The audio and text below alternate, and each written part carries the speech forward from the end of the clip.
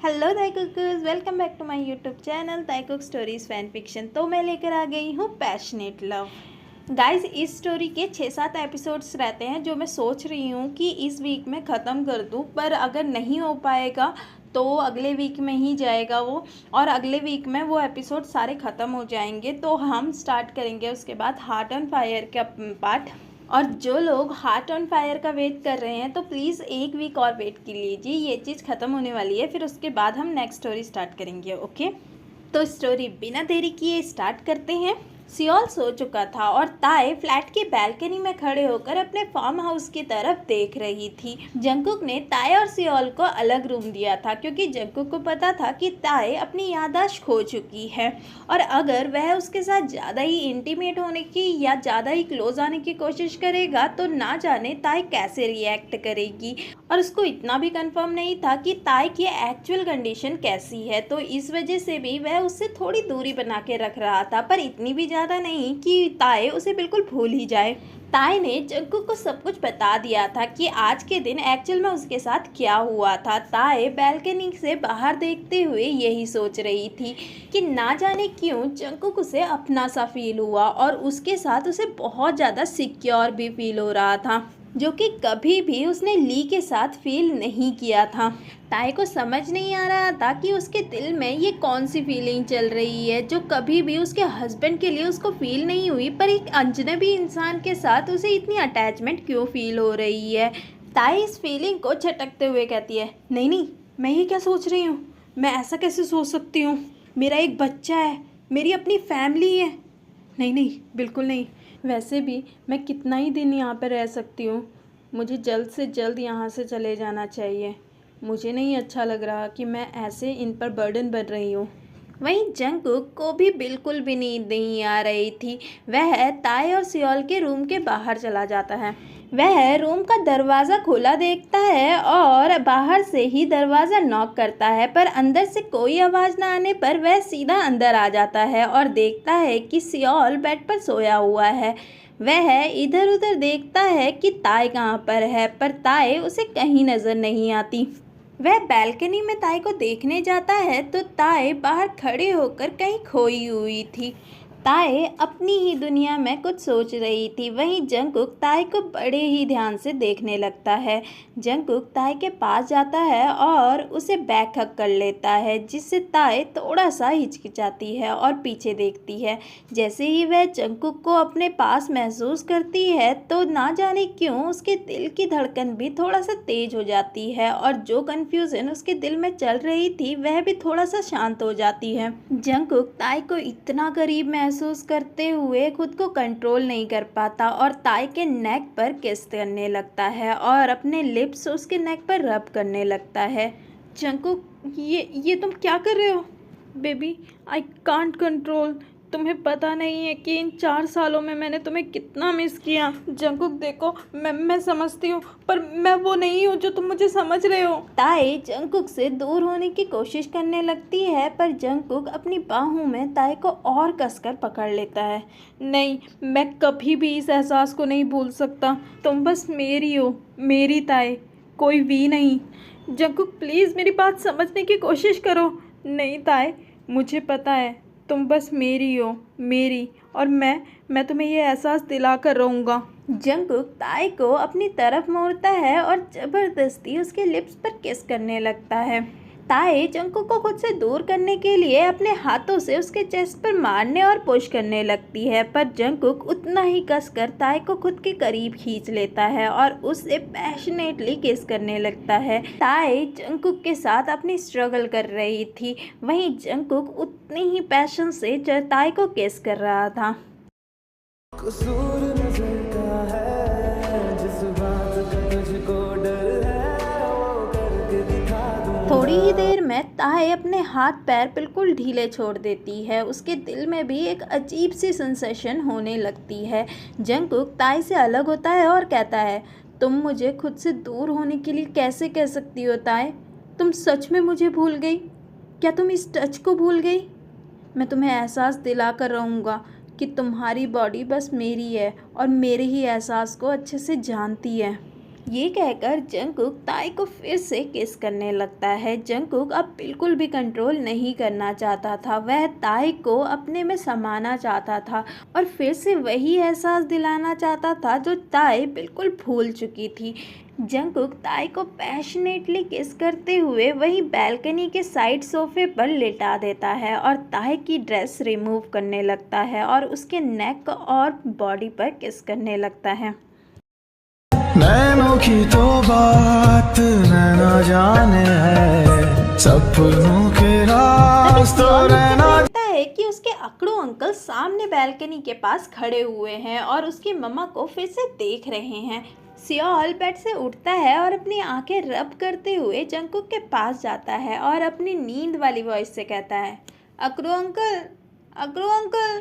Seoul 2-3 बार Jungkook को आवाज़ लगाते हुए उसको हाथ मारकर उसके ख्वाब से जगाता है और जैसे ही ताई को एहसास होता है कि सियोल जाग चुका है और वह उसकी आवाज़ सुनती है, वह सियोल और जंगकुक की तरफ देखती है। वहीं जंगकुक भी अपने सपने से बाहर आ चुका था और जैसे ही उसे एहसास होता है कि अभी जो हुआ था वह उसका सपना था, वह हैरानी से ताई की तरफ देखता है और फिर सियोल की तरफ। ताई फौरन बैल्कनी से अंदर आते हुए जंगकुक की तरफ देखते हुए कहती है, आप इस समय कोई काम था क्या?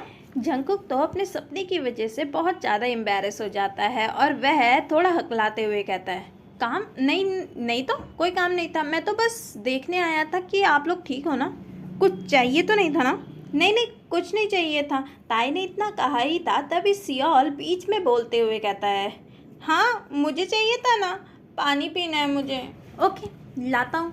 जंगकुक अपना मुंह लटकाते हुए मन ही मन में कहते हुए जाता है, ये तो मुझे और ताई को सपने में भी एक नहीं होने दे सकता, ना जाने कब मेरा ये सपना पूरा होगा। ताई को जंगकुक के लिए बहुत ज़्यादा बुरा लग रहा था। जंगकुक वहाँ से चला जाता है और ताई अनजानी सी फीलिंग लेकर जंगकुक को देखने लगती है। जब जंगकुक वहाँ से चला जाता है तो ताई सियोल के पास आती है। सियोल, तुम अंकल को इतना परेशान क्यों करते हो? मैंने तुम्हें कभी भी किसी बड़े इंसान को परेशान करते हुए नहीं देखा, इवन छोटे को भी नहीं, तो अंकल को क्यों? मम्मा, मुझे नहीं पता कि मुझे अंकल को देखकर अजीब सी फीलिंग क्यों आती है। मेरा मन करता है कि मैं उन्हें बहुत ज़्यादा परेशान करूं। बच्चा, ऐसा नहीं करते। किसी भी बड़े इंसान को या छोटे इंसान को भी परेशान नहीं करते। तुम तो मेरे गुड बॉय हो ना, तो ऐसे किसी को भी परेशान नहीं करते।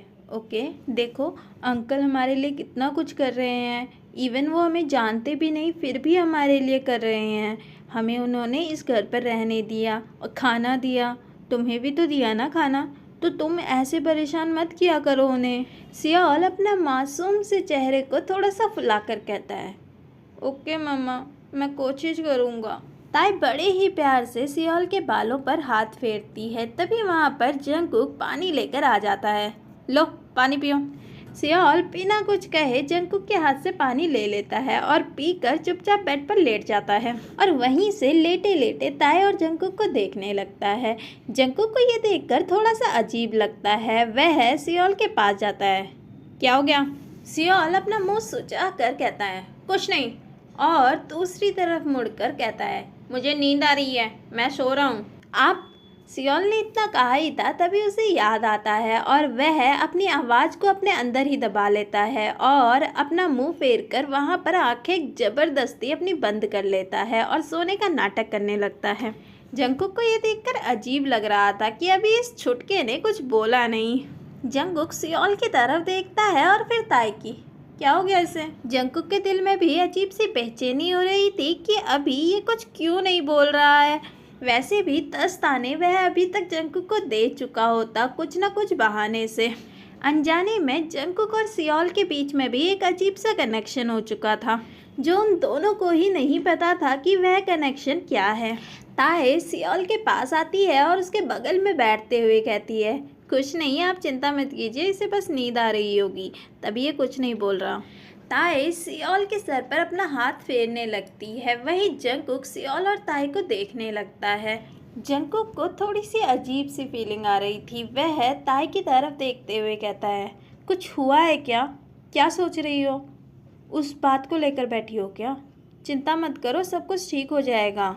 नहीं, ऐसा कुछ नहीं है, मैं बस सोच रही थी कि हम लोगों ने आपको बहुत परेशान कर दिया ना। आप चिंता मत कीजिए, मैं कल ही यहाँ से चली जाऊँगी।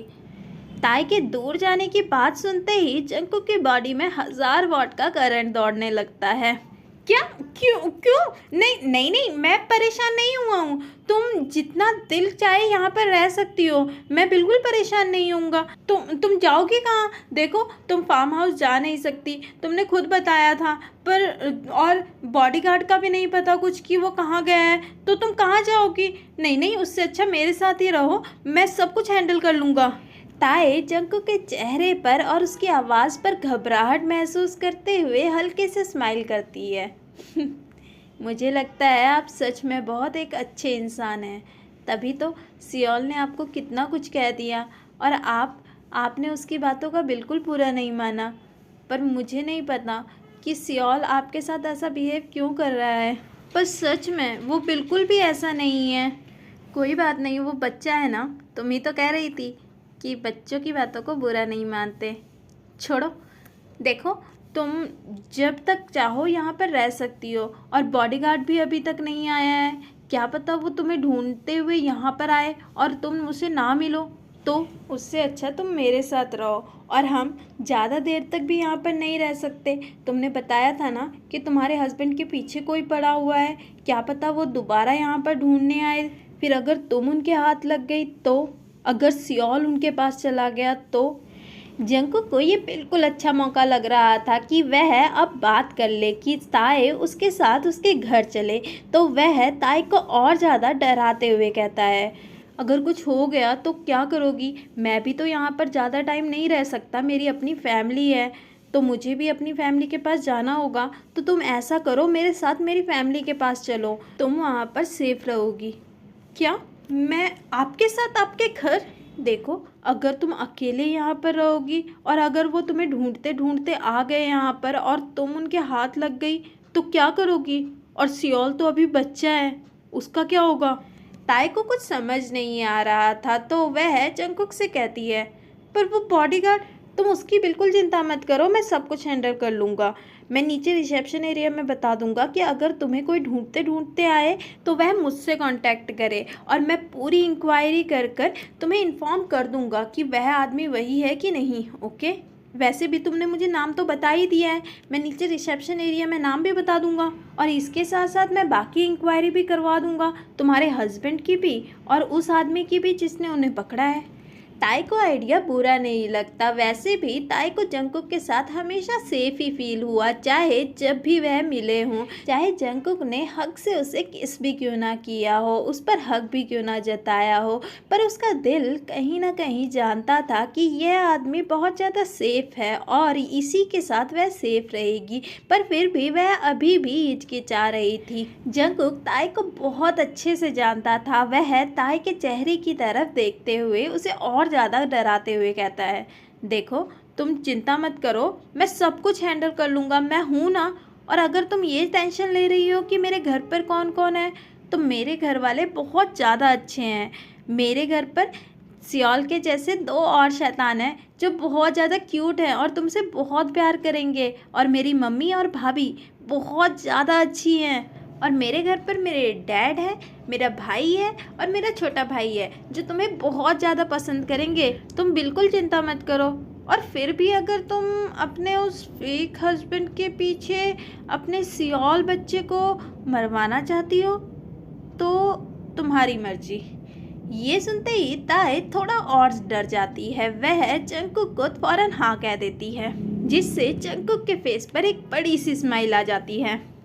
और ये पार्ट यहीं पर ख़त्म होता है। आप मुझे कमेंट बॉक्स पे ज़रूर लिख के बताइएगा कि पूरा एपिसोड आपको कैसा लगा। तो मिलते हैं नेक्स्ट पार्ट में, तब तक के लिए bye, see you, take care.